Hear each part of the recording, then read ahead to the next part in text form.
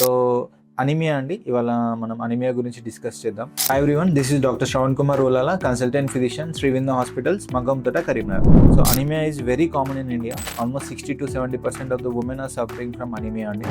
So నార్మల్గా anaemia అంటే ఏంటి? సో నార్మల్గా మన బాడీలో హీమోగ్లోబిన్ లెవెల్స్ అనేవి తక్కువ అవడం. సో హీమోగ్లోబిన్ లెవెల్స్ నార్మల్గా 10 అబోవ్ ఉండాలి అండి, కానీ అంతకంటే తక్కువ ఉంటే అనీమియా అంటాం. సో హీమోగ్లోబిన్ లెవెల్స్ ఎందుకు తగ్గుతాయి అంటే యూజువల్లీ ఐరన్ డెఫిషియన్సీ కానీ, సరిగ్గా తినకపోవడం వల్ల కానీ, లేదు అంటే క్రానిక్ డిసీజెస్, లివర్ కానీ, కిడ్నీ కానీ, థైరాయిడ్ ప్రాబ్లమ్స్ ఉన్న వాళ్ళు కానీ, ఫీమేల్స్లో హెవీ పీరియడ్స్ అవుతున్న వాళ్ళకి కానీ, సో మనకి హీమోగ్లోబిన్ లెవెల్స్ అనేవి తగ్గుతాయి.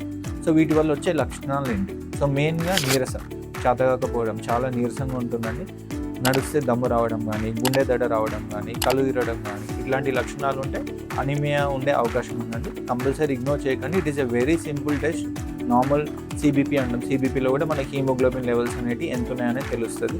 దాన్ని బట్టి డైటరీ మేనేజ్మెంటా, లేకపోతే ఐరన్ టాబ్లెట్స్ కానీ, ఐరన్ ఇంజెక్షన్స్ కానీ, మరీ తక్కువ ఉంటే బ్లడ్ ఎక్కియడం కానీ చేస్తాం. సో నార్మల్గా ఐరన్ డైట్ అంటే మనకు ఆకుకూరలు కానీ, బెల్లం కానీ, పిస్తా, డ్రై ఫ్రూట్స్ ఇట్లాంటివి తీసుకుంటే మనకి ఐరన్ అనేది ఎక్కువ మోతాదులో ఉండడం వల్ల మనకి హీమోగ్లోబిన్ అనేది నార్మల్గా మెయింటైన్ అవుతుంది. Thank you.